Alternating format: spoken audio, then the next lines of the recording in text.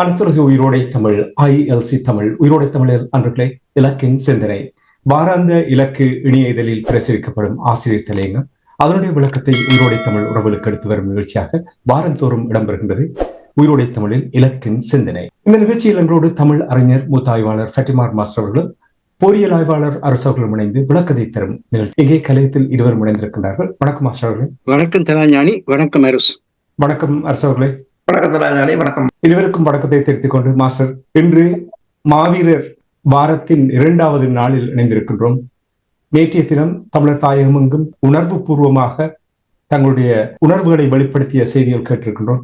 இன்றைய இலக்கின் சிந்தனையில் உங்களுடைய ஆசிரியர் தலையங்கம் என்னவாக என்று அமைந்திருக்கிறது? ஈழத்தமிழர் இறைமையை மாட்சிப்படுத்திய மாவீரர் பணி தொடர உறுதியெடுத்து மாவீரரை ஈழத்தமிழர் மாட்சிமைப்படுத்தும் தேசிய மாவீரர் நாள் வீர வணக்கத்துடன் இன்றைய ஆசிரியர் தலையங்கம் தொடங்குகின்றது.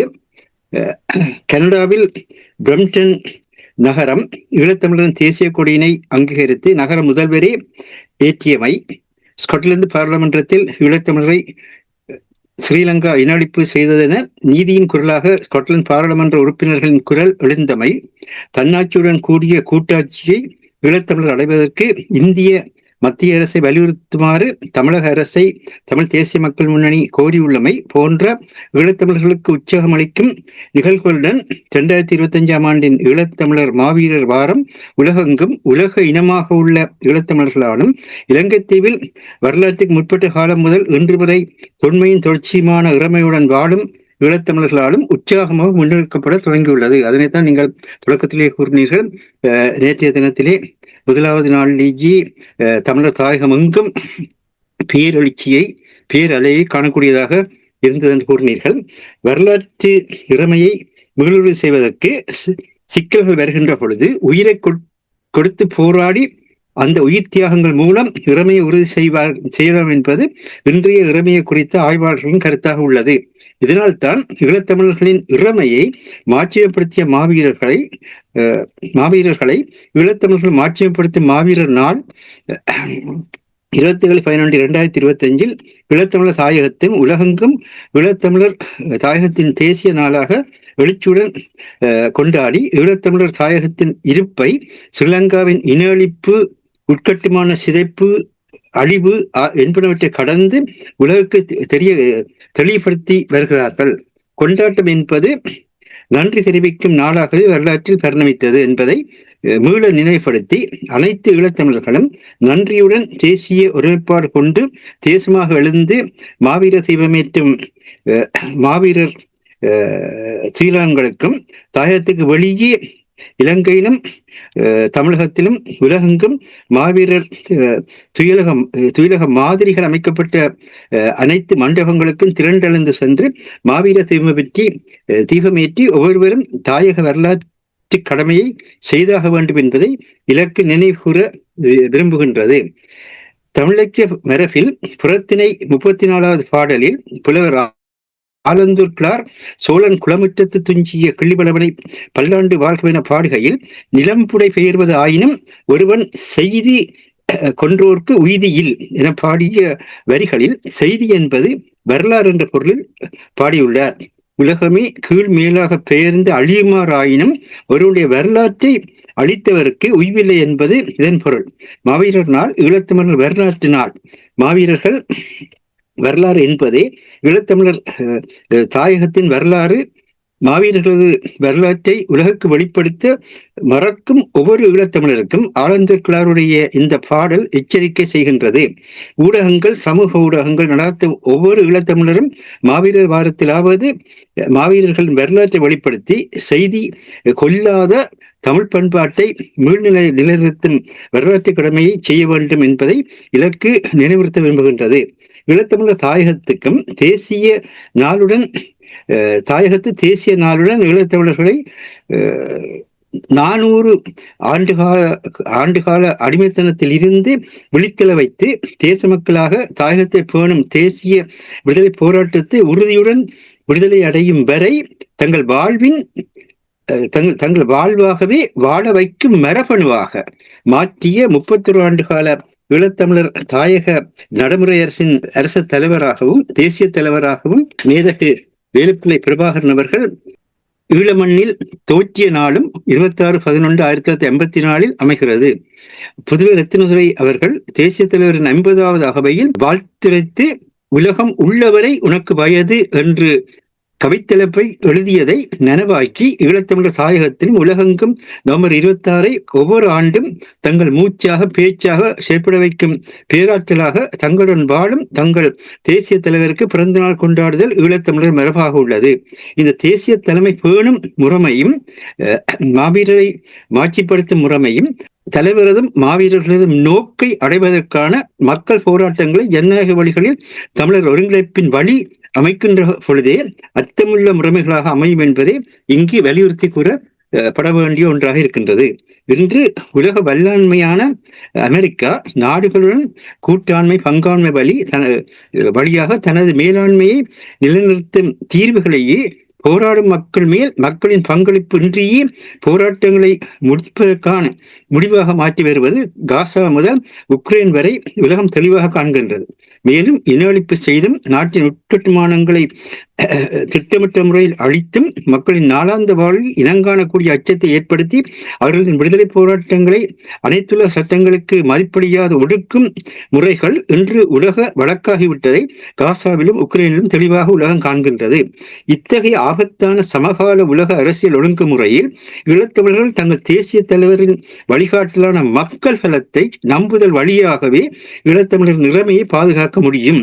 ஈழத்தமிழ் மக்களின் அறியாமையையும் வறுமையை நீக்கும் செயல் திட்டங்களை பெருக்கியே மக்களின் இறமையை மக்களின் பாதுகாப்பான அமைதி வாழ்வை வளர்ச்சிகளை உறுதிப்படுத்த வேண்டும். இதற்கான மதியும் நிதியும் வழங்க செயலாற்றல் மையங்களை உலக தமிழினமாக உள்ள ஈழத்தமிழர்களே தாம் வாழும் உலக நாடுகளில் உருவாக்க வேண்டும். பின்னர் சிவில் சமூக அமைப்புகளை ஒவ்வொரு நிலையிலும் உருவாக்கி பலப்படுத்தி இதனை செய்யலாம் என்பது இலக்கின் கருத்தாக உள்ளது. ஆனால் இதற்கான அனைத்து தடைகளையும் ஈழத்தமிழர் இறைமை நீக்கத்தையும் தேசிய நீக்கத்தையும் தனது அரசியல் கொள்கையாகவும் கோட்பாடாகவும் கொண்டுள்ள இன்றைய சிங்கள பௌத்த ஆதரவு அரசான தேசிய மக்கள் சக்தி அரசு ஈழத்தமிழர் தாயகத்திலும் அனைத்துலகையும் ஏற்படுத்தி ஈழத்தமிழரின் தேச நிர்மாண செயற்பாடுகளை தடுக்கும் என்பது அனைத்து ஈழத்தமிழர்களுக்கும் நன்கு தெரியும். இதற்கு உலக தமிழினமாக உள்ள ஈழத்தமிழினம் தாங்கள் வாழும் நாடுகளில் உள்ள பல்லின மக்களினதும் ஆதரவை தமிழர்களுக்கான பாதுகாப்பு கவசமாக கட்டியெழுப்புவதன் வழியாக அனைத்துலக சட்ட பாதுகாப்பை ஈழத்தமிழர்களுக்கு ஏற்படுத்த வேண்டும். அவ்வாறே உலக வர்த்தகத்துடன் தமிழர் தாயகத்தை இணைப்பதன் மூலமே வறுமை ஒழிப்பையும் உலக பல்கலைக்கழக தொழில்நுட்ப வளர்ச்சிகளுடன் ஈழத்தமிழர் தாயக கல்வியை இணைப்பதன் வழியாகவே அறியாமை நீக்கத்தையும் செய்ய வேண்டும். இவற்றை தாயகத்தில் ஸ்ரீலங்காவின் ஆட்சிக்குள் இருக்கும் ஈழத்தமிழர்களுக்கு தன்னாட்சி உரிமையுடன் கூடிய கூட்டாட்சியினை தோற்றுவிப்பதன் வழியாகத்தான் தாயகத்தில் நடப்படுத்த முடியும் என்பதை முடியும். இதனாலேயே தமிழ் தேசிய மக்கள் முன்னணி தலைவரும் நாடாளுமன்ற உறுப்பினர் கஜேந்திரகுமார் பொன்னம்பலம் அவர்கள் தமிழக அரசு இந்திய மத்திய அரசை இத்தகைய தீர்வுக்கு ஸ்ரீலங்காவை நெறிப்படுத்துமாறு திருமாவளவன் மூலம் திராவிட முன்னேற்ற கழக மாநில அரசை கோரியுள்ளார். இந்த ராஜதந்திர நகர்வின் வழியாகத்தான் சுவிஸ் அரசாங்கத்தின் பங்காண்மையுடன் ஜெர்மன், நோர்வே, பிரித்தானிய போன்ற மேற்குலக நாடுகளின் கூட்டாண்மையுடன் சுவிஸில் காணப்படும் கூட்டாட்சி முறையில் அதைவிட பலவீனமான அரசியல் அதிகார பகிர்வை கொண்ட நிர்வாக விரிவாக்கத்தினை புதிய அரசியலமைப்பில் கொண்டு வர ஸ்ரீலங்கா முயற்சிப்பதை தடுக்க இயலும் என்பது இலக்கின் கருத்தாக உள்ளது. இதுதான் இந்த வாரத்து ஆசிரியர் தலையங்கமாக அமைகிறது. நன்றி மாஸ்டர். இன்றைய ஆசிரியர் தலையங்கத்தினுடைய விளக்கத்தை இவருடைய தமிழ் உறவுகளுக்கு எடுத்து வந்தமைக்காக நன்றி. அரசர்களே, உங்கள் ஆரம்பத்தில் நான் கூறியது போல் மாவீரர் வாரத்தின் முதலாவது நாள் நேற்று, இன்று 2ஆம் நாள். மக்கள் தமிழர் தாயகத்தில் நீங்கள் எந்த காலகட்டத்தை எடுத்தாலும் தங்கள் பணியை திறன்பட செயல்படுத்துபவர்கள் எங்களுடைய மக்கள். எவ்வளவு தடை வந்தாலும் அதற்கேற்றவாறு அதை தங்களுடைய பணியை செய்து வந்தார்கள். இப்பொழுதும் அதே நிலையில் இருக்கின்றது.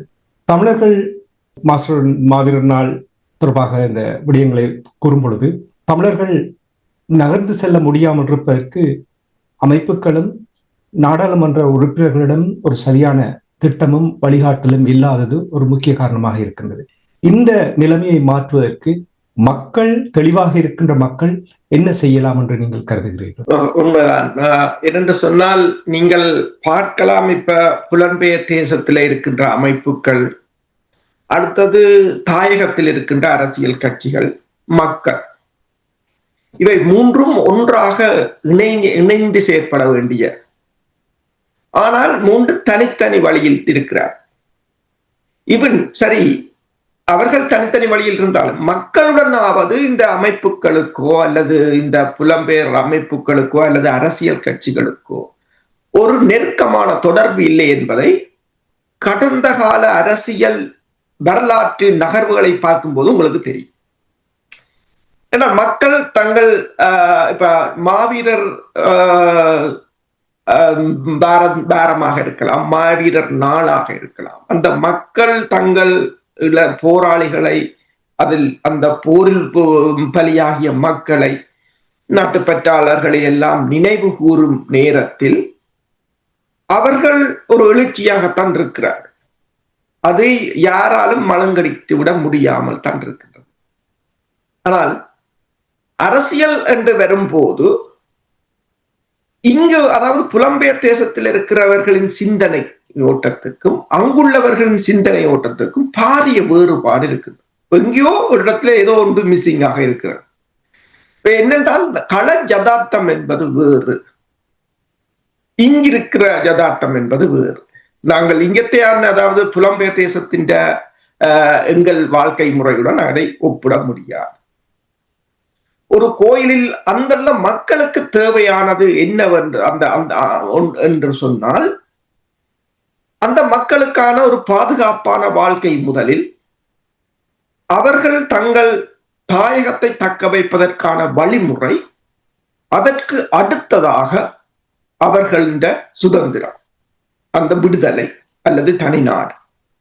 முதலில் நீங்கள் அத்திவாரத்தை போட வேண்டும், உங்களை பாதுகாத்துக் கொள்ள வேண்டும், உங்கள் நிலங்களை பாதுகாத்துக் கொள்ள வேண்டும், உங்கள் உரிமைகளை பாதுகாத்துக் கொள்ள வேண்டும், உங்களுக்கான அதிகாரத்தை பெற்றிருக்க வேண்டும். அதற்கு பிற்பாடு இப்ப பார்த்தீங்கன்னு சொன்னால் பாலஸ்தீனத்துல பாராளுமன்றம் இருக்கின்றது. பாலஸ்தீனத்துக்கு ஐக்கிய நாடுகள் சபையில் பார்வையாளராக உறுப்புரிமை இருக்கின்றது. அவர்கள் இல்ல தனிநாடுதான் வேண்டும் என்று இதை எல்லாத்தையும் உதறி எறிஞ்சு விட்டு போகவில்லை, பெற்று வச்சிருக்கிறார்கள். சில பேர் சொல்வார்கள் அதில் பாராளுமன்றம் சில சமயங்கள் கூடுவது கூட இல்லை, இருந்தாலும் இருக்கிறது. ஏன்? அதை விட்டால் அவன் அதையும் எடுத்துக்கொண்டு போவான். அதான் இந்த பிரச்சனை. அப்ப அது அந்த மக்களுக்கு தெரிகிறது. அப்ப அவர்களின் மன ஓட்டம் வேறு, இது இவர்கள்ட்ட மன ஓட்டம் வேறாக இருக்கிறது. மக்களுடன் இணைந்து அதைத்தான் இப்ப ஏவிபி எவ்வளவு தூரத்துக்கு இந்த இலங்கையின் அரசியலில் ஒரு மாற்றத்தை ஏற்படுத்தியது என்று சொன்னால், மக்கள்கிட்ட தான் போனார்கள். கிராமத்திலிருந்து தான் அவர்கள் வேலையை ஆரம்பித்தார்கள். லண்டன்ல இருந்து அவர்கள் வேலையை ஆரம்பிக்கல. ஏண்டா இப்ப ஜேவிபி லண்டன்ல இருந்து, நோர்வேயில இருந்து, கனடாவில இருந்து, அமெரிக்கால இருந்து வேலையை ஆரம்பிக்கல. ஜேவிபி ஆரம்பிச்சது கிராமம், அம்பாந்தோட்டையோ குருநாகலோ அல்லது மாத்தரையோ கண்டியோ காலியோ, பின் அதிலும் பாத்தீங்கன்னா இருக்கின்ற குக்கிராமங்கள் தான் ஆரம்பிச்சு. ஏன்னா அதுதான் மக்கள். நீங்கள் அவங்களுக்கு தான் அரசியல் செய்தீங்க. நாங்கள் யூகேக்கோ அல்லது கனடாக்கோ அரசியல் செய்ய தேவையில்லை என்றால் அது அங்க அரசியல் கட்சியில் இருக்கின்றைய அவங்க தங்கள் அரசியலை பார்த்துக்கொள்வாங்க. என்ன பிரச்சனை என்று சொன்னால், இந்த இடைவெளி இப்ப நீங்க பாத்தீங்கன்னு சொன்னால், இந்த திங்கட்கிழமை யூஎன்ல ஒரு ரெசல்யூஷன் கொண்டு வந்திருக்கிறாங்க.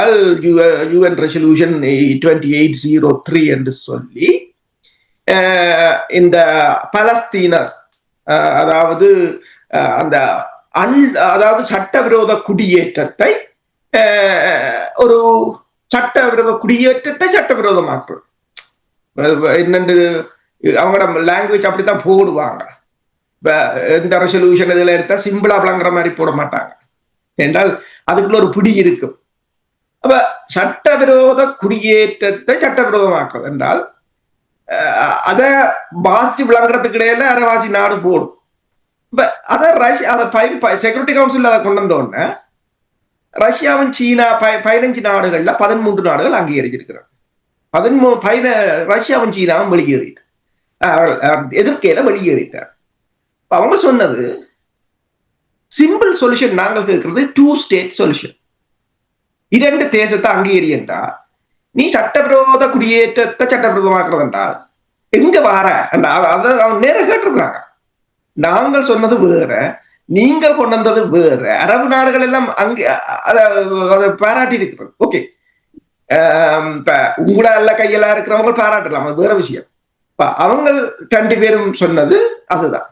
இப்ப என்னன்னு சொன்னால், இப்ப மேற்குலக நாடுகளோ அல்லது பிராந்திய வல்லரசுகளோ இவ்வாறுதான் ஏமாற்றுவார்கள். ஆனால் அதை கடந்து பயணிக்க வேண்டும் என்று சொன்னால் அதில் மக்களிடம்தான் அந்த அதிகாரம் இருக்கின்றது. இதை நாங்கள் பல தடவைகள் இதை கூறிவிட்டோம். நெடுக மீண்டும் மீண்டும் இதை கூற தேவையில்லை. உங்கள் தமிழ், அதாவது ஈழத்தமிழர்களின் அதிகாரம் யாரிடம் இருக்கின்றது என்ற கேள்வி பல தடவைகள் நாங்கள் கேட்டுவிட்டோம். பிரித்தானியாவிடம் இருக்கிறதா, அமெரிக்காவிடம் இருக்கிறதா, இலங்கையிடம் இருக்கிறதா, இந்தியாவிடம் இருக்கிறதா, தமிழ்நாட்டிடம் இருக்கிறதா, ஸ்டாலின் இருக்கிறதா, விஜய்கிட்ட இருக்கிறதா, சீமாட்ட இருக்கிறதா? இல்ல, அந்த மக்கள் தான் இருக்கிறது. அவங்கெல்லாம் அந்த தீர்மானம், அவையிட்டு தான் அந்த அதிகாரம் இருக்கிறது. அவைகள் அந்த அதிகாரத்தை பெறும்போதுதான் அது மேலதிகமாக வளரக்கூடியதாக இருக்கும். இப்ப மாவீரர்கள கனவு, மாவீரர் இது நான் மீண்டும் மீண்டும் கூறுகிறேன். மாவீரர்கள் இப்ப திருமாவளவன் வந்து வழங்கிவிட்டு சென்றார். போன அதுல எழுதியிருக்கிறாங்க, போன வருஷம் இந்திய தூதுவர் கொடியை ஷர்ட்ல கொடியை குத்தி கொண்டு நின்றார். நிக்கலாம், பிரச்சனை இல்லை. என்னை வணங்க வேண்டும், என்னை கும்பிட வேண்டும், எனக்கு மரியாதை செலுத்த வேண்டும் என்று அவர்கள் மரணிக்கவில்லை. நீங்கள் என்னை கும்பிடுவதை விட, எனக்கு மரியாதை செய்வதை விட என் இனத்துக்கு ஏதாவது செய்துவிட்டு போங்க. அதுதான் அவர்களுடைய வீணவாக இருக்கும் என்னை பொறுத்த வரையில். அதுதான் இப்ப இதில் வந்து தன்னை உயர்த்தி பிடிக்க வேண்டும், நான் தான் தலைவராக இருக்க வேண்டும் என்று அங்கு ஒருவரும் சாகவில்லை. ஒரு தலைவனாக இருக்கிறதை விட ஒரு தொண்டனாக இருக்கிறதில் இருக்கிற சந்தோஷம் நீங்கள் அதை இருந்து பார்க்கும் போதுதான் தெரியும். அதுதான் மிகவும் மகிழ்ச்சியானது ஒன்று. அதுதான் நான் யோசிப்பது. தலைவராக இருப்பதை விட ஒரு தொண்டனாக இருப்பது மிகவும் ஒரு சந்தோஷமான வாழ்க்கையாக இருக்கு. இப்ப அதை அந்த அந்த அந்த மாவீரர்கள் விழும்போது தங்களை கடவுளாகவோ தங்களை மிகப்பெரிய உயர்ந்த மனிதர்களாகவோ நீங்கள் போற்ற வேண்டும்னு கேட்கவில்லை. நீங்க போற்றுங்கள், அது உங்கள் பண்பு. ஆனால் எப்போது நீங்கள் போற்றலாம், நீங்கள் ஏதாவது அந்த மக்கள் அவர்கள் யாருக்காக போராடினார்கள்? இந்தியாவின் பாதுகாப்புக்காக போராடினார்களோ? அமெரிக்காவில் இருக்கிற அரசு தலைவர்களின் மகிழ்ச்சிக்காக போராடினார்களோ? அல்லது பிரித்தானியாவில் இருக்கின்ற அரசு தலைவர்களின் மகிழ்ச்சிக்காக சுவிஸ் அரசை மகிழ்ச்சி படுத்தணும் என்று போராடினார்கள்? இல்லை, அவர்கள் போராடினது தண்ட மக்களுக்காக. அவங்களுக்கு வேற இந்தியாவின் பாதுகாப்புன்னு சொன்னால் இந்திய அரசுக்கு எதிராக ஆயுதத்தை தூக்கி இருக்க மாட்டேன். அதுதான் அந்த பிரச்சனை. முதலில் சரி, இந்த விளக்கங்களைத்தான் நான் கூறுகிறேன். இந்த விளக்கத்தில் மக்களுக்கும் அரசியல்வாதிகளுக்கும் அமைப்புகளுக்கும் இடையில் நீண்ட இடைவெளி இருக்கு. உண்மைதான், அந்த இடைவெளி இருக்கின்ற அதை நீங்கள் கூறுவது போல் அடிக்கடி நாங்கள் பேசிக்கொண்டு வருவோம். அதை உணர்ந்ததன் வெளிப்பாடுதான் இந்த கேள்வி. நன்றி அரசர்களே. மாஸ்டர், உங்களுடைய ஆசிரியர் தலையங்கத்தில் கனடா பிராம்ப்டனில் நகர முதல்வர் தேசிய கொடியை ஏற்றி அங்கீகரித்த விடயத்தை நீங்கள் முதன்மைப்படுத்தி அங்கே ஆசிரியர் தலையங்கத்தில் பதிவிட்டிருக்கிறீர்கள். அது மட்டும் இல்லாமல் ஸ்காட்லாந்தில் கூட நாடாளுமன்றத்தில் தமிழர்களுடைய விவகாரம் தொடர்பாக அங்கே விளையாடியது தொடர்பாகவும் நீங்கள் அங்கே குறிப்பிட்டிருக்கிறீர்கள். இந்த மாவீரர் வாரத்தில், இந்த நாட்களில் இது எவ்வளவு முக்கியம்? இது ஏதாவது ஒரு சமிக்கையை காட்டுகிறதா? தமிழர்கள் ஒரு சரியான பாதையை கண்டுபிடிப்பதற்கான ஆரம்ப கட்ட நிலைமைகளை இங்கே வெளிப்படுத்துகின்ற என்று நீங்கள் நம்புகிறீர்களா? இப்பொழுது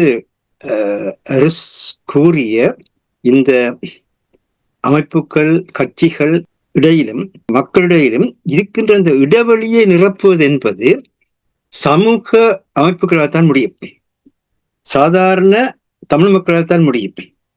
அனைத்துலக இனமாக புலம்பெயர்ந்திருக்கின்ற, குடியுரிமை பெற்ற நிலையிலே என்றிருக்கின்ற உலக குடிகளாக இருக்கின்ற புலம்பெயர் தமிழர்களால் தான் முடியும்.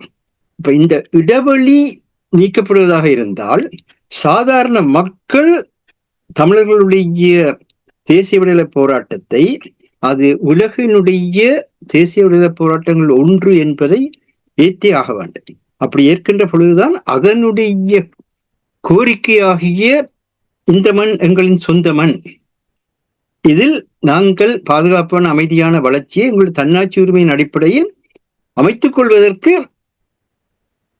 உலக நாடுகளும் அமைப்புகளும் உதவ வேண்டும் என்பது நடைமுறைக்கு வரும். இதனைத்தான் பிரம்டன் நகர மக்கள் சார்பாக பிரண்டனுடைய நகர தலைவர் அந்த தேசிய கொடியை அங்கீகரித்து தான் ஏற்றியதும் அல்லாமல் ஒரு பிரகடனத்தையும் கூட வெளிப்படுத்தினார்கள். ஆகவே இதன் வழியாக இந்த ஈழத்தமிழர்களுடைய தேசிய கொடி அந்த மக்களினுடைய இறைமைக்கும் பாதுகாப்பான அமைதி வாழ்வுக்கும் வளர்ச்சிகளுக்கும் அவர்களுடைய தன்னாட்சி உரிமையை பயன்படுத்த வேண்டும் என்கின்ற அவர்களுடைய கோரிக்கையினுடைய உலக அடையாளமாக இருக்கின்றது. இது இப்பொழுது ஒரு நகரத்திலே ஏற்கப்பட்டிருக்கின்றது. இப்படி முன்னர் ஆரம்பத்திலே 1972 ஆண்டு மே மாதம் 22 தமிழர்கள் அரசற்ற தேசிய இனமாக மாற்றப்பட்ட நேரத்திலும் கூட அமெரிக்காவிலே மெசச்சூட்ஸ் மாநிலத்திலே இதே மாதிரியாக அந்த நேரத்திலே ஈழத்தமிழர்களுடைய கொடியை ஏற்றி அவர்களும் அந்த நேரத்தில் ஒரு பிரகடனத்தை செய்தார்கள். இது மக்கள் சார்பாக வெளிப்படுத்தப்படுற பிரகடனம். ஆனால் இதை அந்தந்த நாடுகள் சார்ந்ததாக மாற்றுகிற பொறுப்பு தான் உலகிலே இருக்கின்ற ஈழத்தமிழர்களுடைய செயற்பாட்டாளர்களுக்கு இருக்கின்றது. இதை அந்த நாடுகளினுடைய கொள்கையாக கோட்பாடாக மாற்றுவதில் தான் ஈழத்தமிழர்களுடைய பாதுகாப்பான அமைதியான வாழும் இருக்கின்றது. இதற்கு முதலிலே இந்த தேசிய கொடி நாட்டை பிரிக்கின்ற ஒரு அடையாளம் அல்ல. உண்மையிலே தங்களுடைய சொந்த மண்ணில் வரலாற்றுக்கு முற்பட்ட காலம் முதலாக இன்று வரை தொன்மையின் தொடர்ச்சியுமான இறைமையுடன் வாழ்ந்து கொண்டிருக்கின்ற இந்த மண் எங்களின் சொந்த மண் என்று உரிமை கொண்டாடுகின்ற யாராலுமே பிரிக்கப்பட முடியாத தன்னாட்சியை கொண்டுள்ள ஈழ மக்களுடைய அந்த கோட்பாட்டினுடைய அடையாளமாக இருக்கின்றது. இதனால்தான் இன்று ஏற்கனவே அரசு அதை கூறியிருந்தார். அதாவது தமிழ் மக்களை பாதுகாக்க வேண்டிய ஒரு நிலை ஒன்று இருக்கின்றது. சர்வைவல் மெக்கானிசம் சொல்லி ஆங்கிலத்திலே கூறுவார்கள். அதாவது வாழ்வதற்கான பாதுகாப்பை வழங்குகின்ற ஒரு தன்மை. அதே நேரத்திலே தமிழர்களுடைய தாயகத்தையும் தேசியத்தையும் தன்னாட்சியையும் பாதுகாக்க வேண்டிய வரலாற்று கடமை இருக்கின்றது. இரண்டும் இருவேறு தளங்களில் இருக்கின்ற செயற்பட வேண்டிய பிரச்சனைகள். இது ரெண்டையுமே ஒன்றோடு ஒன்று நாங்கள் கலப்போமாக இருந்தால் ரெண்டுமே செயற்பட முடியாத நிலை வரும். இதனால்தான் தாயகத்திலே தேசிய விடுதலை போராட்டம் நடந்து கொண்டிருந்த நேரத்திலும் கூட உலகமெங்கும் அந்த தேசிய விடுதலை போராட்டத்துக்கு ஆதரவாக கட்டமைக்கப்பட்ட ஈழத்தமிழர்களுடைய அந்த அமைப்புகள் தமிழர் ஒருங்கிணைப்பு குழு என்று பெயர் பெற்றது. ஏனென்றால் அந்த அமைப்புகளுக்கு மக்கள் சார்பான முடிவு எடுக்கின்ற இறைமைத்தன்மை இல்லை. அங்கு நடைபெறுகின்ற மக்களுக்கான ஆதரவை மக்களுடைய இறைமைக்கான ஆதரவை வழங்குகின்ற பணிதான் இருக்கின்றது. அந்த ஆதரவை வழங்குகின்ற பணி எவ்விதமாக செய்யப்பட முடியும் என்று சொன்னால் தமிழர்களை ஒருங்கிணைப்பதன் மூலம் தான் செய்ய முடியும். ஆனால் வள்ளுவர் கூறியது போல பல்குழுவும் பால் செய்யும் உட்பகையும் வேந்தலைக்கும் கொள்குறும்பும் இல்லது நாடு என்று வள்ளுவர் கூறியதை மறந்து எங்களுக்குள்ளே பல்குழுக்கள் உருவாகின்ற வரலாற்றை நாங்கள் உருவாக்கி கொண்டு வந்து விட்டோம். இதை யார் உருவாக்கி இருந்தாலும் அவர்கள் இதற்கு பொறுப்பேற்றியாக வேண்டிய வரலாற்று தன்மை இருக்கின்றது. யார் உருவாக்கினார்கள் என்பதில்லை பிரச்சினை. யார் உருவாக்கினார்களோ அவர்கள் அதை பொறுப்பேற்க வேண்டிய பொறுப்பு இருக்கின்றதான் கூறுகின்றோம்.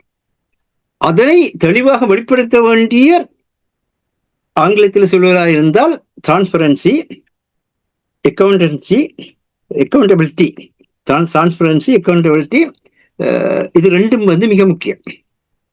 உண்மையை உண்மையாக பேச வேண்டும், தேவையை தேவையாக உணர்த்த வேண்டும். யாரையுமே குறை கூறி அவர்களை செயற்படாது தடுப்பதை விடுத்து அவர்களுடைய செயல்பாட்டில் இருக்கின்ற குறைகளை எடுத்து விளக்கி அதை நிறைவு செய்ய முற்பட வேண்டும். ஒரு தமிழனை வெளியே நாங்கள் விலத்துகின்ற பொழுதும் ஈழத்தமிழர்களுடைய மனித வலுவை நாங்கள் இழக்கின்றோம். ஈழத்தமிழர்கள் மிகச்சிறிய ஒரு சிறுதேச இனமாக இருப்பதால் ஒவ்வொரு மனிதனுடைய மனித வலுவும் மிக முக்கியமானதாக இருக்கின்றது. அதே நேரத்திலே தாயகத்திலே இந்த ஸ்ரீலங்கா சிங்கள பேரினவாத அரசாங்கம் என்பது பிரித்தானிய காலனித்துவத்தால் தீர்க்கப்படாத பிரச்சனையாக விட்டு சென்ற ஈழத்தமிழர்களின் இறைமை பிரச்சனையை தனது இறைமையாக எடுத்துக்கொண்டு செயல்படுவதன் மூலமாக தான் செயல்பட்டுக் கொண்டிருக்கிறது. அதனால தான் இது உலக பிரச்சனை என்று சொல்கின்றோம். அப்ப இப்படியான ஒரு சூழலில் இப்பொழுது என்ன நடக்கிறது என்றால், ஸ்ரீலங்கா அரசாங்கத்துடன் தமிழரசு கட்சி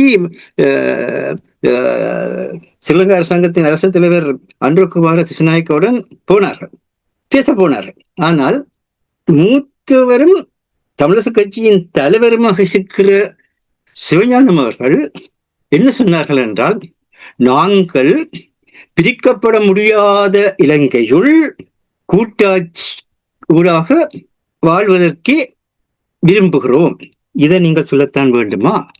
ஸ்ரீலங்கா அரசாங்க சொல்ல வேண்டிய அந்த சொல்லை, அதாவது நாங்கள் உங்களை பிரிய விட மாட்டோம் என்ற சொல்லு ஆக்கிரமிப்பு சொல்லு, அதை நீங்கள் உங்களுடையதாக ஏற்று நீங்கள் தொடங்கிகளே அப்படித்தான் துவங்குறீர்கள். இலங்கையை பிரிக்கப்பட முடியாத நாடாக நாங்கள் ஏற்று, நீங்கள் 6வது சட்டத்துக்கு பயப்படுகிறீர்கள் என்பது எங்களுக்கு தெரியும், நீங்கள் பயங்கரவாத சட்டத்துக்கும் பயப்படுகிறீர்கள் என்று எங்களுக்கு தெரியும். ஆனால் அதற்கு நீங்கள் மௌனத்தை கடைப்பிடித்து அதை கடந்து செல்ல வேண்டுமே தவிர, அந்த சட்டங்களுக்கு நாங்கள் அடிமையாகிறோம் என்று நீங்கள் வெளிப்படுத்துகின்ற பொழுது அந்த சட்டங்களாலேயே மக்களை நசுக்குகின்ற தன்மை வளர்ந்து வரும். இதுதான் அங்க இருக்கிற பிரச்சனை. அந்த முதலாவது பேச்சோடையே எல்லாம் முடிஞ்சு போச்சு. என்று சொன்னால், ஈழத்தமிழர்கள் தங்களுக்கு இறைமை உண்டு, பிரிக்கப்பட முடியாத தன்னாட்சி உரிமை உண்டு, அதன் வழியாக நாங்கள் எங்களுடைய அரசியல் எதிர்காலத்தை அமைக்கப் போகிறோம் என்று சொல்லுகின்ற பொழுதுதான் இவர்களை எப்படி நாங்கள் இப்பொழுது இருக்கின்ற முறைமைக்கு ஓரளவுக்கெങ്കിലും இழைத்துக் கொள்ளலாம் என்கிற சிந்தனைகள் போவார்கள். நீங்களே எடுத்தடுப்பிலேயே நீங்கள் சரணாகது. இப்படித்தான் அனைத்து நாடுகளுடனோ அனைத்து அமைப்புகளினோ நீங்கள் பேச போகின்ற எல்லாரும் நீங்கள் முதல்ல என்ன செய்கின்றீர்கள் என்றால், நீங்கள் அந்த இடத்தில் இருக்க வேண்டும் என்பதற்காக, அது என்று அரசு மிக தெளிவாக சொன்னார். நீங்கள் அமெரிக்கா மொழிக்கிறதுக்கோ, இந்தியா மொழிக்கிறதுக்கோ, அல்லது பிரித்தானியா மொழிக்கிறதுக்கோ நீங்கள் செயற்பட்டு அதன் வழியாக உங்களுக்கு எதுவுமே கிடைக்கப் போவதில்லை. அவர்கள் தங்கள் நோக்கங்களை தான் நோக்கி செல்வார்கள். இப்பொழுது இந்தியாவுடைய நிலைக்கு வருகின்ற பொழுது, இன்று சுவிஸ் மாதிரியான, ஆனால் அங்கு இருக்கின்ற அந்த அதிகார பரவாக்களில் ஒரு வீதம் கூட இல்லாமல், அந்த அதிகார பரவாக்களுடைய வலுவில் ஒரு வீதம் கூட இல்லாத ஒரு அதிகார பரவலாக்களை, இந்த மாகாண சபைகளை ஸ்ரீலங்கா அரசாங்கத்தினுடைய நிர்வாகத்தையும் நிதியையும் நடைமுறைப்படுத்துகின்ற ஒரு கருவியாக மாற்றி, இலங்கை இந்திய ஒப்பந்தத்தில் கூறப்பட்ட அந்த மாகாண சபை என்ற நிலையையோ, அல்லது SWR பண்டாரநாயக்க தோற்றுவித்த மாவட்ட சபைகளுக்கான அந்த தன்மைகளோ கூட இல்லாமல், ஒரு இங்கிருக்கின்ற ஒரு கிராம சபை மாதிரி, அல்லது இங்கிருக்கின்ற இவர்கள் என்ன சர்ச் கவுன்சில்னு சொல்லுவார், அந்தந்த சில இடங்கள்ல அந்தந்த ஆலயங்கள் இருக்கிற இடத்துல அந்த ஆலயம் சார்ந்த ஒரு ஆட்சி முறையை அனுமதிப்பார்கள். அந்த ஆலயத்தினுடைய மக்கள் கூடுதலாக இருக்கின்றவர்கள். அவ்விதமாக ஒரு பௌத்த மதம் சார்ந்த ஒரு சபைகளை மாகாண சபை என்று சொல்லி பிரகடனப்படுத்தி போகின்றார்கள், பிரகடனப்படுத்த முயற்சிக்கின்றார்கள். அதன் அடையாளமாகத்தான் திருவண்ணாமலையிலே முழுக்க தமிழர்களுடைய பாடபெற்ற தளத்திலே பிரித்தானிய காலனித்துவ அரசாங்கம் வருகின்ற பொழுது சிங்கள மண்ணில் எத்தனை சிங்களவர்கள் இருந்தார்கள் என்பதை நீங்கள் புள்ளி விவரங்களை எடுத்து பார்த்தால் விளங்கும். அத்தகைய ஒரு மண்ணிலே அங்கு அந்த மண்ணையே சிங்களமயப்படுத்துகிற நோக்கத்துடன் செயல்படுத்துகின்றார்கள். இத்தகைய நேரத்தில் சுமந்திரன் கூறினார், இப்பொழுது இருக்கின்ற அரச முறைமையை எதிர்த்து பாராளுமன்ற உறுப்பினர்கள் தங்கள் பதவிகளை ராஜினாமா செய்ய என்ற கருத்தை கடந்த வாரத்தில் கூறியிருந்தார். அது கொழும்பு அரசியல் சார்ந்து கூறியிருந்தார். அதே மாதிரியாக இன்று திருவோணமலையில் நடந்து கொண்டிருக்கிற பிரச்சனைக்கு திருவோணமலையினுடைய உங்களுடைய பாராளுமன்ற உறுப்பினர் தன்னுடைய பதவியை ராஜினாமா செய்து அதன் வழியாக அந்த இடத்திலே மக்களுடைய எதிர்ப்பை வெளிப்படுத்துவாரா, இதை செய்வாரா?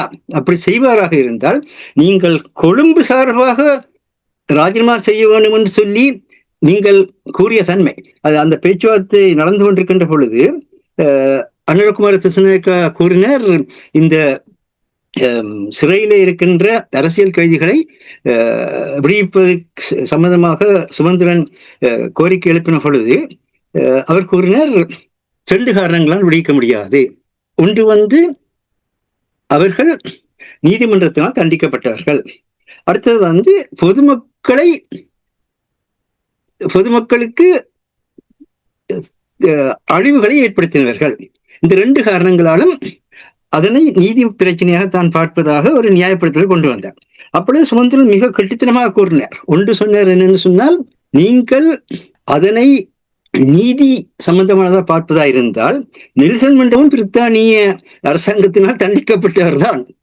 உங்களுடைய பல கட்சி உறுப்பினர்கள் கூட, ஜேபியாக நீங்க இருந்த காலத்தில் உங்களுடைய கட்சி உறுப்பினர்கள் கூட ஸ்ரீலங்காவினுடைய நீதிமன்றங்களால் தண்டிக்கப்பட்டிருக்கிறீர்கள், அல்ல தண்டிக்கப்பட்டு தப்பியோடி பிழைத்திருக்கிறீர்கள்.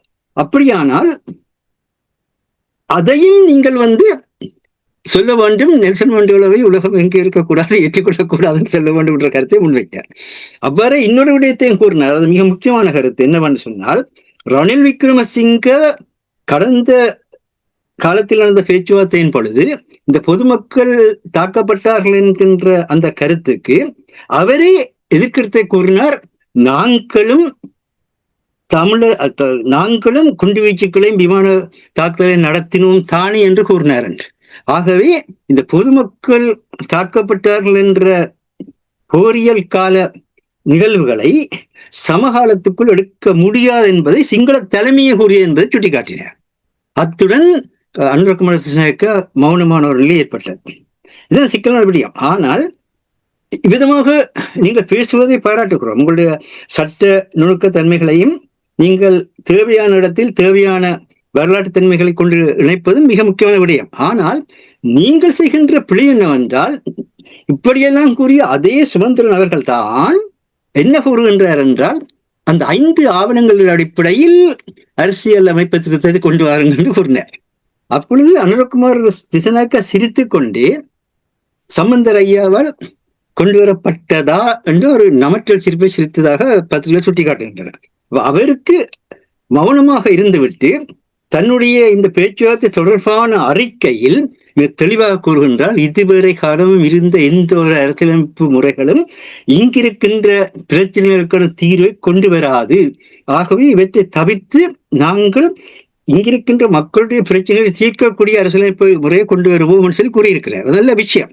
ஆனால் அப்படி கூறிய அதே அனுரகுமார அவர்கள் திருகோணமலையில் ஒரு சிங்கள பௌத்த பிக்கு சட்ட அமுலாக்கத்தில் ஈடுபட்டு கொண்டிருந்த சட்ட அதிகாரியையே கன்னத்தில் அறைந்த நிலையில் சட்டத்துறையினால் அந்த இடத்திலிருந்து அந்த செயல் சட்டவிரோதமானது என்று அகற்றப்பட்ட செயலை திரும்பவும் உங்களுடைய அமைச்சரை ஆணையிட்டு அதை நிறைவேற்றுகின்ற தன்மையை எதுவுமே செய்ய முடியாத நிலையில் இருக்கின்றீர்கள். இந்த கையாளாத தன்மைதான் கஜேந்திரகுமார் பொன்னம்பலம் அவர்களை இந்தியாவிடம் தன்னாட்சியுடன் கூடிய கூட்டாட்சி கூடாக ஈழத்தமிழர்களுக்கான இந்த சர்வைவல் மெக்கானிசத்துக்கு தப்பி வாழ்கின்ற வாழ்க்கைக்கு உதவ வேண்டும் என்ற கருத்தை முன்வைக்க வைத்திருக்கிறது. அது ஒரு மிகப்பெரிய ராஜதந்திர நகர்வு. கடந்த வாரத்தில் கூட ஒரு அன்பர் குறிப்பிட்டிருந்தார், மூத்த ஊடகவியலாகிய ஹத்திமாறன் சைக்கிள் கட்சி ஊடகவியலாளர் என்று கேட்டிருந்தார். எந்த கட்சி எந்த நேரத்தில் எதனை முன்னெடுத்தாலும் சைக்கிள் கட்சியை கடுமையாக விமர்சிப்பவர்கள் நாங்கள் தான். அவர்களே சைக்கிள் குறுக்கால போச்சுன்றால் திருப்பி பாதையில கொண்டு வர வேண்டிய தேவை இருக்குது. சைக்கிள் தெருவில் போய் கொண்டிருந்தால் அதுல ஹேண்டில நேராக ஓட்டுறதுக்கு முதுகில இருந்து தட்டி கொடுக்க வேண்டிய தேவையும் இருக்கின்றது. அந்த வகைத்தான் நாங்கள் கூறுகின்றமே ஒழிய, இன்றைய சூழலில் உலக நாடுகள் குறிப்பாக சுவிஸ், ஜெர்மன், நோர்வே, பிரித்தானியா பின்னணியில் ஈழத்தமிழர்கள் மேல் ஒரு அரசியல் அதிகார பகிர்வு ஈழத்தமிழர்களுக்கு உரியதாக அல்லாமல் சிங்கள பௌத்த பெரும்பான்மை மக்களுக்குரியதாக திணிக்கப்பட போகிறது. அதனை தடுப்பதற்கு இந்த சிக்கல்களுக்கெல்லாம் ஏதோ ஒரு வகையில் தன்னுடைய பங்களிப்பையும் வழங்கிய அல்லது வழங்கி கொண்டிருக்கிற இந்தியாவையும் இதற்குள் இழுத்து வர வேண்டிய தேவை இருக்கிறது. அதாவது இதுதான் தேசத்தின் அஞ்சன் பாலசிங் அவர்கள் மிக தெளிவாக கூறினார், அரசியலில் நண்பனும் இல்லை பகைவனும் இல்லை என்று. தயவு செய்து ட்ரம்பை பார்த்துக் கொள்ளுங்கள். ட்ரம்ப் வந்து ரஷ்யாவுடன் சேர்ந்து உக்ரைனுக்குள் தங்களுடைய நலனையும் ரஷ்யாவுடைய நலனையும் பேணக்கூடிய தீர்வை தான் கொண்டு வருகிறார். அதே மாதிரியாக வந்து பலஸ்தீனிய மண்ணிலே தங்களுடைய நலனையும் அரபு நாடுகளுடைய நலனையும் பெறக்கூடிய தன்மையை தான் கொண்டு வருகிறார்.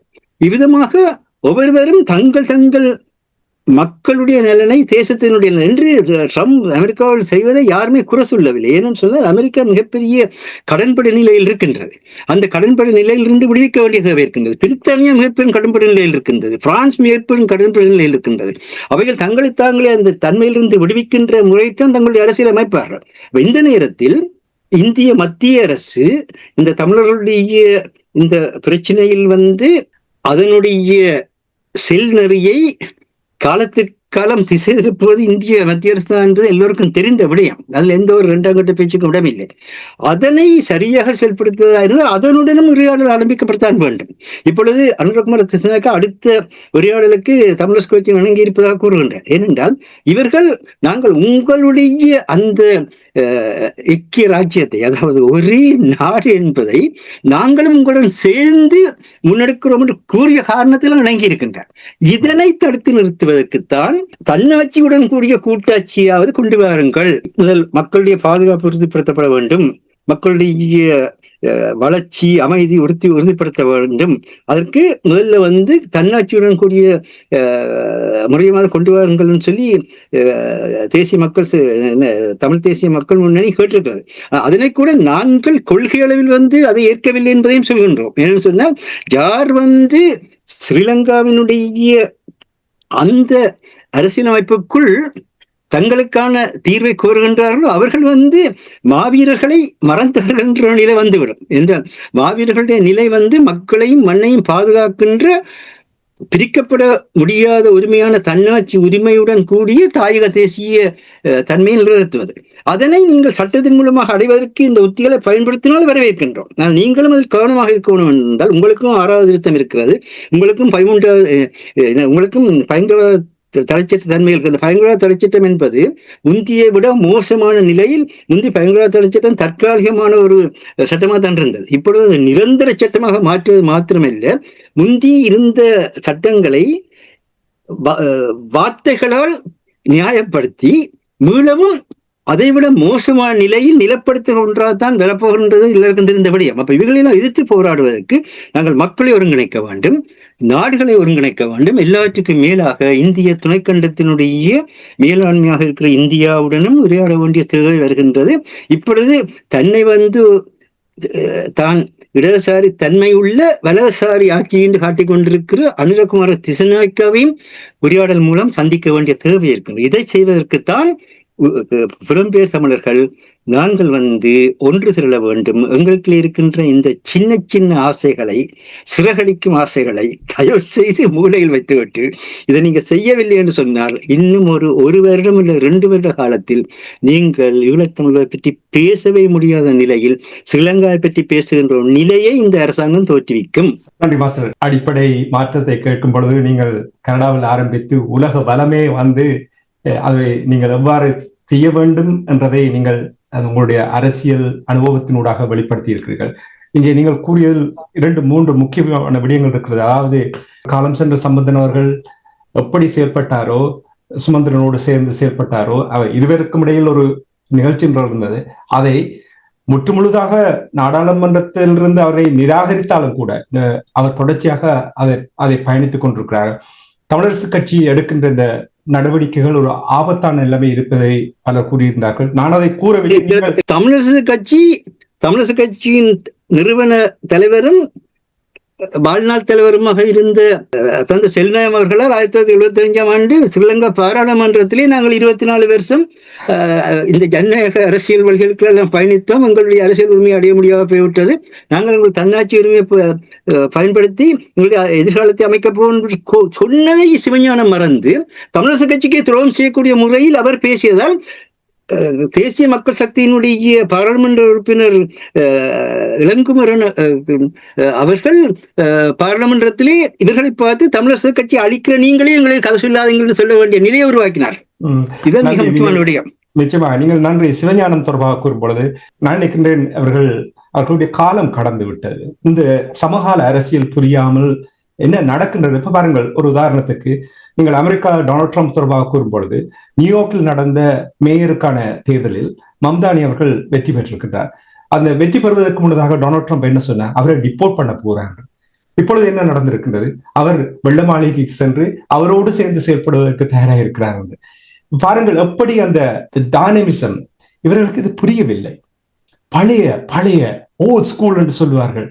அவர்கள் இங்கே இருந்து இடையூறாக இருக்கிறார்கள் என்பதைத்தான் என்னால் கூற முடியும். அதற்காகத்தான் அந்த கேள்வியை கேட்டேன். அடிப்படையில் மாற்றத்தை ஏற்படுத்த வேண்டும். சிவஞானம் அவர்களுக்கு ஒன்று கூற விரும்புகின்றேன். நாங்கள் அங்கு வாழ்ந்து வருகின்ற முறையில் நீங்கள் யாழ்ப்பாண மாநகர சபை ஆணையாளராக இருந்த அந்த காலகட்டத்தில் உங்களுக்கு அருகில் இருந்து தர்மரட்னம் என்று சொல்லப்படுகின்ற கிளி என்ற எல்லாரும் செல்லமாக அழைக்கப்பட்ட அந்த உங்களுடைய தனிப்பட்ட செயலாளரே இங்கு வாழ்ந்து மாமனிதராக அண்மையில் காலமாகி நிற்கின்ற மகேஸ்வரன் அவர்களுடைய தந்தை சாஸ்யம் அவர்களுடன் சேர்ந்து உங்களுக்கு எத்தனை விடயங்களை கூறினார் என்பது எங்களுக்கு தெரியும். அந்த பின்னணியில் தான் நீங்கள் அன்று வந்து யாழ்ப்பாண மாநகர நடத்தி சென்ற நீங்கள் என்று உங்களுக்கு தெரியும். தயவு செய்து அந்த தர்மரட்னம் கூறிய வெற்றியாக நினைந்து நீங்கள் உங்களுடைய மௌனத்தை கடைப்பிடிங்கள் என்பதுதான் மிக முக்கியமான ஒன்றாக இருக்கிறது. நன்றி. அந்த செய்திக்காக நன்றி மாஸ்டர். நாங்கள் நிகழ்ச்சியை கொண்டு போன்றோம். அரசோடு உங்களிடம் வருகிறேன். மாஸ்டருடைய ஆசிரியர் தலையங்கத்தில் இன்னொரு விடயத்தை அங்கே முக்கியமாக சுட்டிக்காட்டினார். அதாவது ஸ்காட்லாந்து நாடாளுமன்றத்தில் ஈழத்தமிழர்கள் தொடர்பாக, இனப்படுகொலை தொடர்பாக, தன்னாட்சி உரிமை தொடர்பாக ஒரு கூட்டம் ஒன்று நடைபெற்றதாக, அந்த கூட்டத்தினூடாக ஸ்காட்லாந்து நாடாளுமன்றத்தில் அதை கொண்டு வந்து அந்த பிரேரணையை பிரித்தானிய நாடாளுமன்றத்துக்கு பரிந்துரைக்கப் போவதாக கூறப்பட்டது என்று அந்த விடயத்தை நாங்கள் அறிந்திருந்தோம். நீங்கள் கூறினீர்கள் பில் கேட்ஸ் மற்றும் பிரான்சில் இருந்து நாடாளுமன்ற உறுப்பினர்கள் அங்கே வந்திருந்தார்கள் என்று. சுருக்கமாக எங்களுடைய உறவுகளுக்கு கூறுங்கள். ஒரே ஒரு நாடாளுமன்ற உறுப்பினர் பிரித்தானியாவில் இருக்கின்றார், உமா குமரன் அவர்கள். அவரும் இந்த ஸ்காட்லாந்தில் நடந்த இந்த கூட்டத்தில் பங்கெடுத்திருந்தாரா? என்றால் தமிழர் விவகாரம் தொடர்பாக பேசும் பொழுது அங்கே பங்களித்திருப்பது ஒரு முக்கியமான விடயமாக நான் பார்க்கிறேன். வந்திருந்தாரா? சந்தித்தீர்களா? என்ன பேசினார்? அவரின் தலைக்கரப்பையே அங்கு காணவில்லை. எனக்கும் மிகப்பெரிய ஒரு ஆச்சரியம், அவர் ஏன் அங்கு வரவில்லை? சரி, அழைப்புகள் கொடுக்காவிட்டாலும் நீங்கள் வந்திருக்க வேண்டும். ஏனென்று சொன்னால் உங்கள் இனத்துக்காக நடைபெறுகின்ற ஒரு நிகழ்வு. ஏனென்று சொன்னால் ஸ்காட்லாந்து நாடாளுமன்றத்தில் 129 உறுப்பினர்கள் இருக்கிறார்கள்.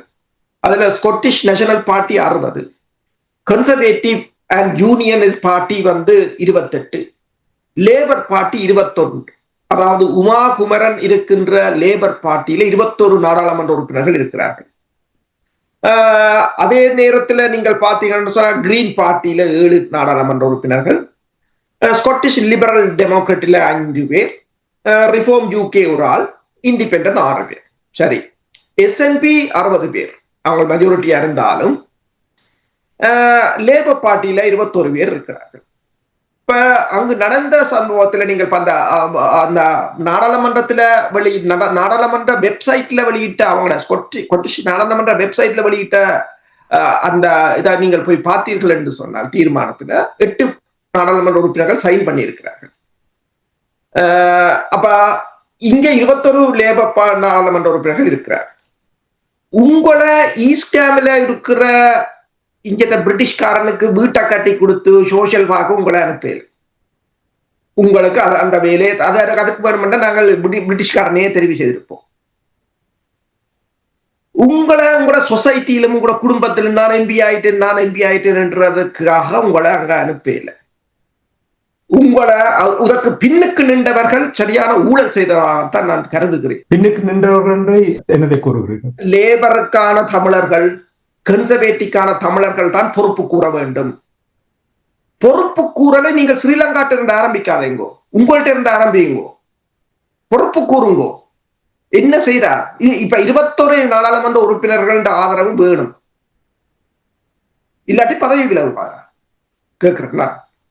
அல்லது காரணத்தை சொல்லுங்க. பொறுப்பு கூறல் என்றது பிழைக்கலாம், பிரச்சனை இல்லை. காரணத்தை சொல்லுங்க. நான் பேசினேன், அவர்கள் இவ்வளவு பேர் தந்தார்கள்.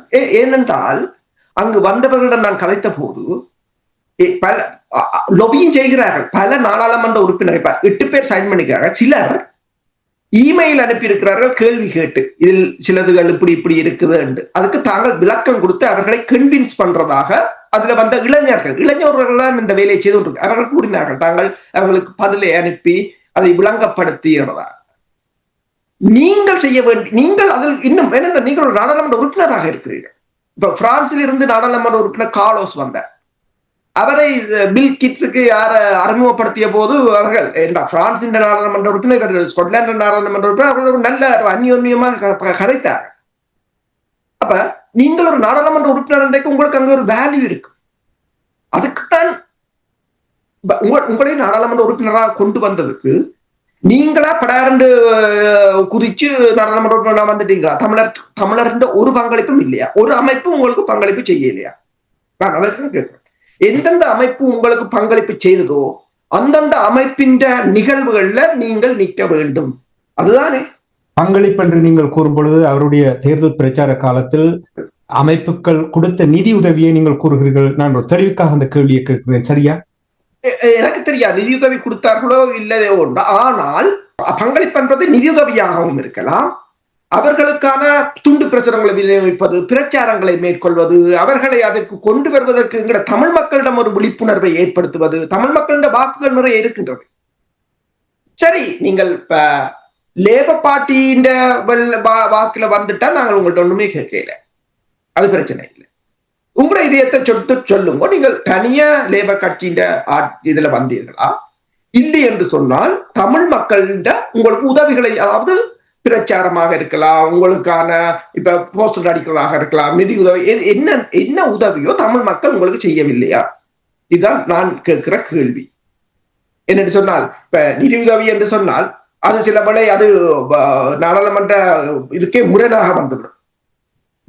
அப்ப அது எனக்கு தெரியும். ஆனால் டொனேஷன் கொடுக்கிறது இந்த நாடுகளில் அந்த கட்சிகளுக்கு டொனேஷன் கொடுக்கிறது அது ஒரு வழக்கமாகத்தான் இருக்கிறது. அதில் அப்ப இப்ப இது இப்ப எனக்கு கேட்கிற கேள்வி என்னன்னு சொன்னால், 21 லேபர் எம்பிமார் அங்க இருக்கிறார். அப்ப லேபர் கட்சியை சேர்ந்தவர்கள் என்று சொன்னால் உங்களுக்கும் அவர்களுக்குமான, நீங்களும் லேபர் கட்சியில தான் இருக்கிறீர்கள். இந்த லேபருக்கான தமிழர், அதாவது தொழில் கட்சிக்கான தமிழர் அமைப்பு ஒன்று இருக்கிறது. நீங்கள் என்னத்துக்கு இருக்கிறீர்கள்? என்னத்துக்கு இருக்கு? இப்ப என்னென்றால் ஆசிய நாடுகளோ நாங்கள் திருப்பி சொல்றோம், ஆசிய நாடுகளோ ஆப்பிரிக்க நாடுகளோ பல நாடுகளுக்கு விருப்பம் இருக்கிறது. ஆனால் அவர்கள் தாங்கள் முன்னுக்கு போக விரும்புறாங்க, இல்ல பயம் இருக்கிறது. அமெரிக்காவை ஒரு ஸ்காட்டிஷ் நாடாளுமன்றம் நிறைவேற்றி என்றால் ஒருத்தனை முன்னுக்கு தள்ளிவிட்டால் பேர்ந்து போவாங்க. அவங்க சொல்லுவாங்க ஸ்காட்லாண்டை காட்டுவாங்க. அப்ப அதுதான் எங்களுக்கு தேவை. ஒன்று தேவை என்று சொன்னால் இதுக்கு ஒட்டுமொத்தமான ஆதரவை கொடுத்திருக்க வேண்டும். பில் கிட்ஸ் பேசினார், நீங்கள் பார்க்கலாம் அந்த நேரடி அந்த பாராளுமன்றத்தில் இடம்பெற்ற பில் கிட்ஸ் பேச்சு, கார்லோஸ் பிரான்ஸ் நாடாளுமன்ற உறுப்பினர் மாணிக்க வாசகர் பேசினது, ஆஸ்திரேலியால இருந்து வந்தது ருத்ரகுமாரன், நான் பேசியது என்று கணக்கு அந்த யூடியூப்லயே இருக்கிறது, நேரடி ஒளிபரப்ப போட்டிருக்கிறார். அதில் நீங்கள் பாருங்கள், பில் கிட்ஸாக இருக்கலாம், கார்லோஸாக இருக்கலாம் என்று சொல்கிறார்கள். உங்கள் பிரச்சனைகள் கனவியருக்கு தெரியவில்லை என்றதை வலியுறுத்துறாங்க. திருப்பி நீங்கள் கேளுங்கள். அதுல 2 பேரும் அதை வலியுறுத்துறாங்க. பிரான்சிலும் அவர் சொல்லுகிறார், ஸ்காட்டிஷ் அவரும் சொல்லுகிறார். இப்ப நாங்கள் சொன்னா நீங்கள் கேட்க மாட்டீங்களானே, வெள்ளக்காரன் சொன்னா கேட்பீங்களானே. ஒரு வெள்ளக்காரன் சொல்றா, அடுத்தது பிரெஞ்சுக்காரன் சொல்றான். சரி, இனி அவங்களையும் பொய் என்று சொல்ல போறீங்களோ? எனக்கு அவர் சொல்ற 16 வருஷம் என்று சொல்றீங்க, கனவியருக்கு தெரியாது. என்ன செய்யறீங்க? நீங்கள் ஒரு நாள் சாக்கில் ஓடுறீங்கள், வெளியில போய் கொடியை பிடிச்சு கொண்டு நிக்கிறீங்கள். சில விடயங்களை நீங்கள் மிகப்பெரிய போராட்டங்கள் ஊர்வலங்களை விட ஒரு டின்னர் டேபிளில் முடிச்சுட்டு போகலாம். சில விடயங்கள். எதை டின்னர் டேபிள்ல முடிக்கணும், எதை போராட்டத்துக்களால் முடிக்கணும், எதை யுஎனுக்களால் முடிக்கணும், எதை அந்த தன்மை உங்களுக்கு வேண்டும். இது தமிழருக்கான ஒரு தீர்மானம். இதில் கட்சிகள் இல்லை, பிரதேசவாதம் இல்லை, இனவாதம். இது ஒரு இனத்துக்கானது. அதை அப்படி நீங்கள் யோசித்தால்தான் அங்கால நகர முடியுமே தவிர இதற்கு அங்கால் ஒன்றும் நாங்கள் செய்ய முடியாது. நீங்கள் கூறியது ஆச்சரியம் இல்லை. அதாவது உங்களுடைய பிரச்சனை பற்றி தெரியாது சொல்லும் பொழுது அப்பொழுதுதான் அடிக்கடி நாங்கள் இங்கே கூறிக்கொண்டு வந்திருக்கோம். எத்தனை அமைப்புகள் இருக்கிறது, பிரித்தானியாவில் மட்டும் எத்தனை அமைப்புகள் இருக்கிறது, அந்த அமைப்புகளுக்கு எவ்வளவு மக்கள் பணம் தொகையாக கொடுத்து கொண்டு வருகிறார்கள். இது அந்த குண்டு சர்ச்சைக்கு குதிரை ஓடுவது என்று சொல்லுவார்கள், அதைத்தான் இவர்கள் செய்து கொண்டிருக்கிறார்கள். செய்துவிட்டு சமூக வலைத்தளங்களிலும் யூடியூபிலும் அந்த படங்களை போட்டுவிட்டு ஒரு அறிக்கையை செலுத்தி விட்டால் சாதித்து விட்டோம் என்ற அந்த நிலைமை. இந்த நிலைமை, அதாவது தமிழருடைய பிரச்சனை சர்வதேச மயப்படுத்தப்படவில்லை என்பதை எத்தனையோ தரம் நிரூபிக்கப்பட்டு விட்டிருக்கிறது. இந்த விடயத்தை கூட இவர்களால், இந்த அமைப்புகளால் செய்ய முடியவில்லை, நாடாளுமன்ற உறுப்பினர்களால் செய்ய முடியவில்லை என்றால் யார் செய்வார்கள்? அதுக்காகத்தான் கேட்டேன், இந்த அடிப்படையில் எவ்வாறான மாற்றத்தை ஏற்படுத்த வேண்டும் என்று. மண்ணிலும் சரி புலத்திலும் சரி இந்த மாற்றம் ஏற்படாமல் இங்கிருந்து நகரப்போவதில்லை என்பதை உறுதியாக கூறி, அந்த பாராளுமன்றத்துல பில் கிட்ஸிட்டியோ அல்லது பிரான்ஸ் எம்பிட்டியோ எல்லார்ட்டும் நான் கேட்டது ஒன்றுதான், பௌத்த துறவிகளை தடை செய்யுங்க. அதாவது வன்முறையில் ஈடுபடுபவர்களை, வன்முறைகளை தூண்டுபவர்களை, அது அரசியல்வாதிகள் இல்லை, இராணுவ தளபதிகள் இல்லை, ஆர்கியாலஜிக்கல் டிபார்ட்மெண்ட், தொல்பொருள் திணைக்களத்தையும் வன்முறைகளை, அது இனவாதத்தை தூண்டுபவர்களை தடை செய்யுங்க. அதையாவது செய்யலாம். நன்றி. இதனை தெளிவுபடுத்துவதற்காகத்தான் அந்த சங்க இலக்கியத்திலே 34வது பாடலாக புறநானூற்றில் இடம்பெறுகின்ற ஆலந்தூர் பாடலை இதிலே சுட்டிக்காட்டின என்னவென்றால், அங்கு செய்தி என்பது ஒருவருடைய வரலாற்றை உள்ளதை உள்ளபடி வெளிப்படுத்துகிற என்ற கருத்தை கொடுக்கின்றார். நாங்கள் ஒவ்வொருவரும் எதை எவ்விதம் செய்கின்றார்கள் என்பதை உள்ளதை உள்ளபடி வெளிப்படுத்துகின்ற அந்த பொறுப்பைத்தான் இந்த ஊடகத்தில் செய்து கொண்டிருக்கின்றோம். செய்தி என்பது அதுதான். அந்த வரலாற்றை உணர்கின்ற பொழுதுதான் நன்றி உணர்வு வேறு. எனக்காக வாழ்கின்றார்கள், எங்களுக்காக வாழ்கின்றார்கள், நான் சாகலாம், நீங்கள் சாகலாம், நாங்கள் சாகக்கூடாது என்கின்ற அந்த உணர்வுடன் வாழ்கின்றார்கள் என்கின்ற பொழுதுதான் இந்த தேச ஒருமைப்பாடு வரும், தேசியத்தன்மை வரும் என்பதற்காக அந்த பாடல் சுட்டி காட்டிக்கின்ற சங்க காலத்திலே இந்த பிரச்சனை இருந்திருக்கிறது. இன்றைக்கு நேற்று இல்லை, இந்த பிரச்சனைகள் தமிழனுக்கு அன்றைக்கிருந்து இன்றைக்கு தொடர்ற ஒன்றுதான். இதனை நாங்கள் மேற்கொள்வதாக இருந்தால் பாருங்க, G20 மாநாடு நடந்து கொண்டிருக்கிறது. ட்ரம்ப் அங்கு கலந்து கொள்ளாத நிலையில் பிரித்தானிய பிரதமர் அங்கு சென்று கலந்து கொண்டிருக்கிறேன். அதுக்காக வேண்டி ட்ரம்ப் கோவிக்க போறார், நான் அங்க போக மாட்டேன். பிரித்தானிய பிரதமர் மற்ற திசையில் ஓடவில்லை. பிரித்தானியாவுக்கு தென்னாப்பிரிக்காவுடைய தேவை இருக்கிறது. ஆகவே தென்னாப்பிரிக்க மாநாட்டில் G20 தேவை இருக்கிறது, போகின்றார்கள். மோடி அங்கு கலந்து கொண்டிருக்கின்றார். மோடி அங்கு இந்தியாவோட உடன்பாடு இல்லாத மத்திய நாடுகள் வருகிறது, நான் ஓடுறேன் திரும்பி ஓடவில்லை. அந்த மாதிரியாக பொது கட்டமைப்பில் செயல்படும். உதாரணமாக போனால் பிரித்தானியாவினுடைய தமிழர்களுக்கான பாராளுமன்ற குழு பிரித்தானிய தமிழர் பேரவையுடன் பாராளுமன்றத்தில் கடந்த வாரத்தில் நடத்திய கூட்டத்தில் தாங்கள் ஈழத்தமிழர்களுடைய உரிமைகளை பாதுகாப்பதற்கு பொறுப்பான வகையில் செயல்படுவோம் என்று ஒரு வாக்குறுதியை கொடுத்திருக்கின்றார்கள். யாரையும் கொடுத்திருக்கின்றார்கள்? பிரித்தானிய தமிழர் பேரவை கொடுத்திருக்கின்றார்கள். அதுக்காக பிரித்தானிய தமிழர் பேரவையை பாராட்டுகின்றோம். ஆனால் பிரித்தானிய தமிழர் பேரவை அவர்களிடம், நீங்கள் குறுகிய காலத்தில் எவ்விதமாக இதை செய்வதற்கான திட்டத்தை வைத்திருக்கின்றீர்கள், நீண்ட காலத்தில் எவ்விதம் செய்வதற்கான திட்டத்தை வைத்திருக்கின்றீர்கள் என்று கேட்டு அதனை தமிழ் மக்களுக்கு பெற்றுக் கொடுக்க வேண்டிய பொறுப்புள்ளவர்களாக இருக்கின்றார்கள். அந்த பொறுப்பு செய்யப்படாத நிலையில் ஒவ்வொரு வருஷமும் இதைத்தான் கூட போகின்றார்கள். ஒவ்வொரு வருஷமும் ஆண்டொன்று போனால் பொழுதொன்று போகும் என்ற மாதிரியாக ஒவ்வொரு முறையும் பிரித்தானியாவினுடைய தமிழ் பாராளுமன்ற தமிழர்களுக்கான பாராளுமன்ற குழு இதைத்தான் கூற போகிறீர்கள். அப்ப நீங்கள் சரி கூறுகின்றீர்கள், இதற்கான ஒரு குறுங்கால திட்டத்தை தாருங்கள், எதனை செய்ய போறீர்கள், நீண்ட காலத்தை தாருங்கள் என்றால் அதிலிருந்து வளர்ந்து செய்வதற்கு உதவும் என்பதைத்தான் நாங்கள் கூறுகின்றோம். நன்றி மாஸ்டர். நாங்கள் நிகழ்ச்சியை நிறைவு கொண்டு போகின்றோம். நிறைவாக அன்பான ஒரு வேண்டுகோள் அமைப்புகளுக்கு, உலகம் பூராமல் இருக்கிற தமிழ் அமைப்புகளுக்கு ஒரு வேண்டுகோள் என்னவென்றால், இன்று தூங்க போகும் பொழுது கையை நெஞ்சில் வைத்து கேளுங்கள். அர்ப்பணிப்போடு எங்களுடைய இன விடுதலைக்கான இந்த போராட்டத்தை சர்வதேச மயப்படுத்தி இருக்கிறோமா, அல்லது நம்முடைய இனத்துக்குள் மட்டும் இந்த விடயங்களை நாங்கள் செய்து அவர்களை திருப்திப்படுத்தி கொண்டிருக்கின்றோமே தவிர சர்வதேசமயப்படுத்தப்படவில்லை.